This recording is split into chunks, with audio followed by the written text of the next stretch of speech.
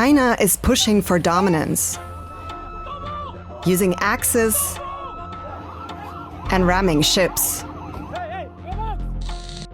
because it wants to control the South China Sea. The Philippines and Vietnam are threatened most by China's ambitions, and both struggle to counter them. The rivalry between China and the United States also has a huge influence on this regional conflict. The Philippines is getting closer to the US in the hope this protects it from China, while Vietnam is balancing between the two superpowers. In this episode, we will look at how China is expanding its control in the South China Sea, and how the Philippines and Vietnam are pushing back in such different ways.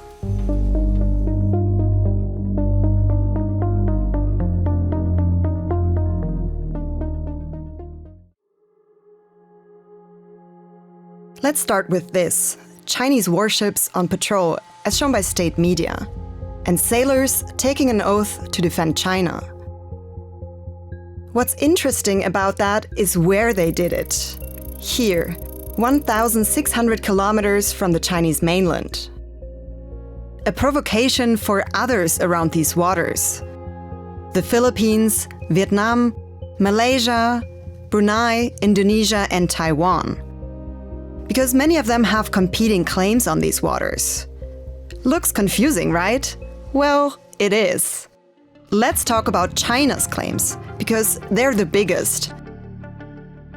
And Beijing has the military muscle to make their claims a reality. Vietnam and the Philippines are most affected. For decades, they've been slowly pushed aside in the struggle for control of the many islands in the sea. China's efforts have already paid off here, in the Paracel Islands. Beijing took full control in the 1970s, pushing out Vietnam. Now their focus is on the Spratly Islands. China has been moving in here since the 1980s. The Spratlys are basically disputed bits of land, rock, or reef. So it's actually more important what's around them. The South China Sea is a crucial maritime trade route. There are oil and gas reserves below the seabed, and rich fishing grounds. An important food and income source for many people living around here. China refers to it as the South Sea, which is the basis for the English name used internationally. But for Vietnam, it's the East Sea. And the Philippines calls the waters close to its shores the West Philippine Sea. So even the name of these waters is in dispute.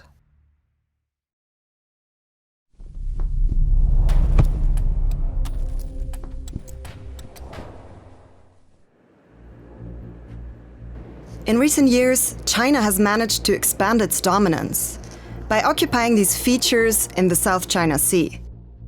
Let's zoom in on one example: Mischief Reef. It also has different names in the Philippines, China, and Vietnam. But we will stick with the international names. Actually, the Philippines have special rights here under international law. That's because states are entitled to exploit natural resources like fisheries and oil within 200 nautical miles of their coastline. It's called their exclusive economic zone. But China has its own interpretation. In the mid-90s, it erected a number of huts here. It claimed they were meant for Chinese fishermen and ignored protests from the Philippines. Later, Beijing added concrete buildings. In 2015, Chinese dredging ships arrived. They took coral from the reef's core, pulverized it, and piled it up to create an artificial island. So Mischief Reef went from this to this. Today, it's a Chinese militarized outpost. There are dozens of hangars for fighter aircraft, an underground fuel storage, and a runway long enough for big military planes. China built up more islands in a similar way. 4 have airfields. Now their combat aircraft could strike most countries in the region. And how does China justify all that? After World War II, Beijing published this map with dashes surrounding most of the South China Sea, claiming it has historical rights to it. And China still uses a similar version of it today, a 9-dash line, like in this submission to the UN in 2009. And what about the military installations on the islands? Well, China says they're not directed against its neighbors. I think China's activities, including the land reclamation and the deployment of missiles and other equipments, largely, I think, respond to the U.S. military activities. This is Hu Bo, director of the South China Sea Strategic Situation Probing Initiative, a think tank in Beijing, close to the Chinese government.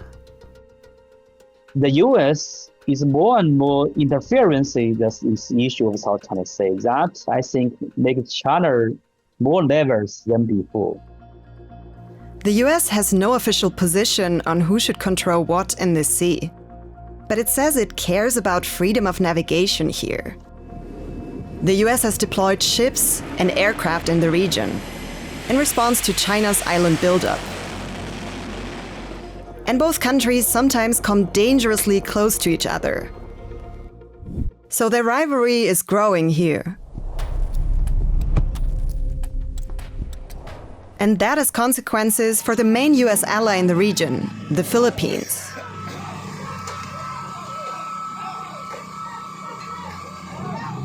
This is the moment a Chinese Coast Guard member went at the crew of a Filipino naval vessel with an axe. This sailor says he lost a thumb in the incident.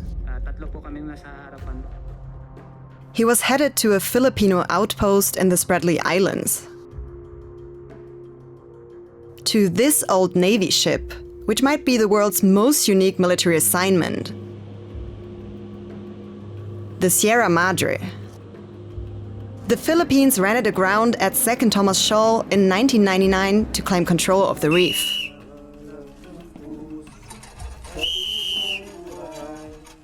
Yes, they did that on purpose. And yes, since then the ship has basically been stuck there getting rustier. They say they did it to keep an eye on the ongoing Chinese construction of Mischief Reef, which is just 20 kilometers away. There are a few Filipino military personnel living on the grounded vessel. The Navy delivers food and material to repair the rusting hulk. But China is trying to block the resupply efforts. So that's why we have recently seen so many standoffs here. The Philippines is filming the encounters and blaming China publicly. That's part of their strategy. Experts call it the transparency initiative, or the transparency approach, calling out China's actions as and when they happen. This is Charmaine Willoughby. She is an associate professor at De La Salle University in Manila and focuses on maritime security in Southeast Asia. This has so far been rather successful for the Philippines because apart from us, there's practically no other claimant state that calls China's actions out. And Manila's confidence to confront China stems from two things. First, the Philippines took Beijing to the International Court of Arbitration and won. I still clearly remember the 12th of July in 2016. Practically everybody in the country was celebrating because we realized that international law is actually behind us. That's when an international tribunal ruled that there is no legal basis for China's historical claims in the South China Sea. China rejected that ruling. The second reason for the Philippines' confidence is their big ally, the US, their former colonial power. After independence, the two countries signed a mutual defense treaty. If the Philippines was attacked, the US should help defend them. Given the growing tensions with China, the Philippines is turning more strongly to the US. The country has given the US access to 9 military bases on its soil. They are part of the so-called First Island chain, a line of American military bases that the US is using to project power close to China. Check out our episode on Taiwan for more on that. Many Filipinos would agree that this is largely the fight between the United States and China, and the Philippines is just caught in the middle.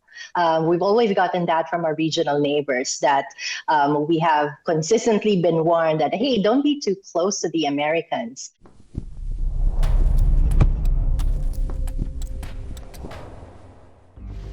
One country being cautious about how close it gets to the US is Vietnam.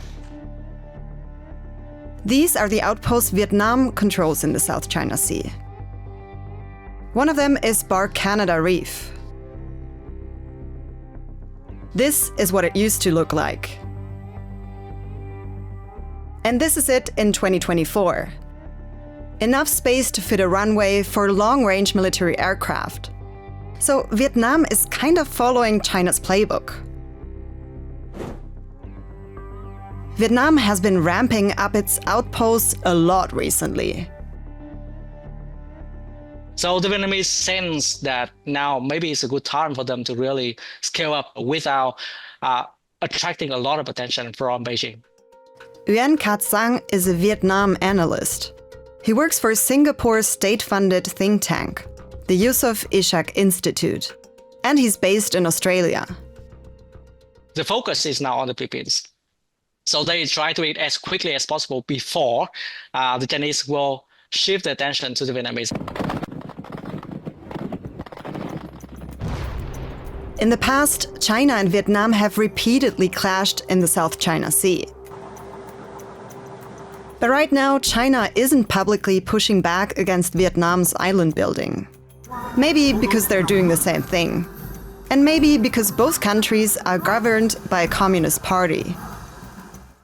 Beijing and Hanoi have many channels of the communication, including party to party and also the military to military. I think Beijing and Hanoi have plenty of mechanism to manage these disputes.